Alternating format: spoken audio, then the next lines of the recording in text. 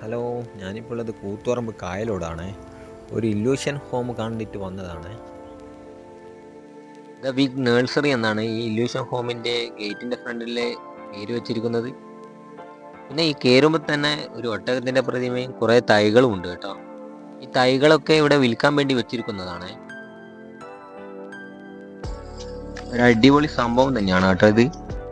ഒരു കാറ് ഇതിൻ്റെ ഓപ്പോസിറ്റ് സൈഡായിട്ട് ഇങ്ങനെ പാർക്ക് ചെയ്ത് വെച്ചിട്ടുണ്ട്. ഇവിടുത്തെ ടിക്കറ്റ് എൻട്രി എന്ന് പറയുന്നത് 100 രൂപയാണ്. അങ്ങനെ ഞാനൊരു ടിക്കറ്റും എടുത്ത് അവരുടെ നിർദ്ദേശപ്രകാരമായി അങ്ങ് ഉള്ളിൽ കയറാൻ പറ്റും കേട്ടോ. അങ്ങനെ ഇതിൻ്റെ ഉള്ളിലേക്ക് കയറാൻ വേണ്ടി പോവുക കേട്ടോ. കയറുമ്പോൾ തന്നെ കുട്ടികളൊക്കെ ശരിക്കും ഞെട്ടും കേട്ടോ ഈ കണ്ണ് കണ്ടിട്ട്.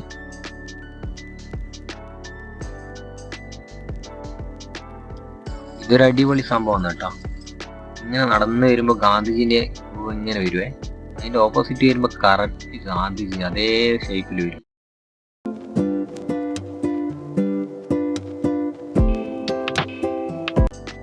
ഇതിങ്ങനെ നോക്കുമ്പോൾ ഒരു ആഴമുള്ള ഒരു കുഴി പോലെ തോന്നും കേട്ടോ. നല്ല രസമുണ്ടായി കാണാൻ.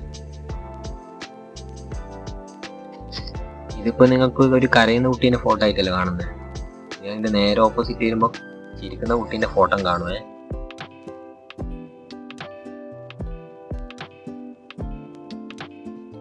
ഈ ഗ്ലാസിൻ്റെ ഉള്ളിൽ നോക്കുമ്പോൾ ഒരു ചതുരം കാണുവേ. അതിൻ്റെ നേരെ ഓപ്പോസിറ്റ് സൈഡ് വരുമ്പോൾ ഒരു ത്രികോണമായിട്ട് മാറുവേ.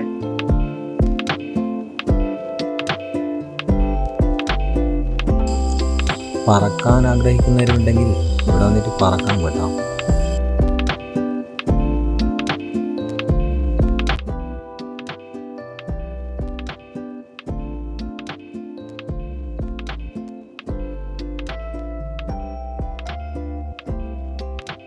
എന്നെ അത്ഭുതപ്പെടുത്തിയത് മറ്റൊന്നുമല്ല, ഈ തത്തയുടെ രൂപമാണ് കേട്ടോ. ശരിക്കും നിങ്ങൾക്ക് മനസ്സിലാവും, ഈ രൂപം ഒരു തത്തയായി മാറുന്നതാണ് നിങ്ങൾ കാണാൻ പോകുന്നത്. കുറേ കളിപ്പാട്ടങ്ങൾ വെച്ചുണ്ടാക്കിയ ഒരു തത്തയുടെ ശില്പം. ഗംഭീരമല്ലേ? ഈ ഫോട്ടോയിൽ നോക്കുമ്പോൾ അങ്ങനെ തന്നെയാണ്. ഒരു യേശു ക്രിസ്തുവിൻ്റെ രൂപം തെളിഞ്ഞു വരും. 3 സ്ത്രീകളാണ് ഇങ്ങനെ നിൽക്കുന്നത്. അതിൻ്റെ ഇടയിലാണ് യേശു ക്രിസ്തുവിൻ്റെ രൂപം നൽകിയിരിക്കുന്നത്.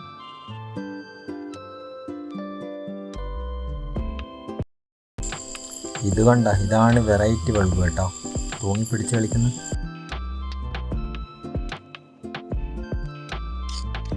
അങ്ങനെ ഇതൊരു അത്ഭുത റൂമാണ്.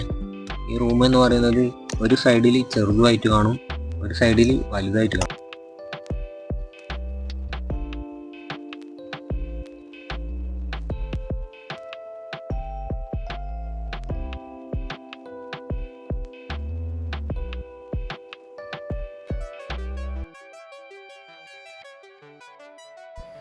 എല്ലാം തലവിരിഞ്ഞാണ് കേട്ടോ കിടക്കുന്നത്.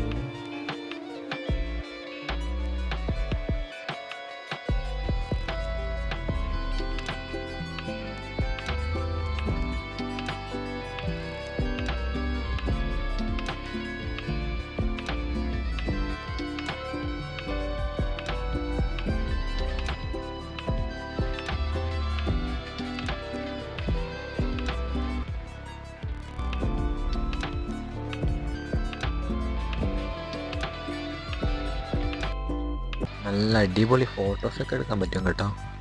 കുട്ടികളെ നല്ല ആസ്വദിക്കുന്നുണ്ട് ഈ പ്ലേസിൽ വന്നിട്ട്.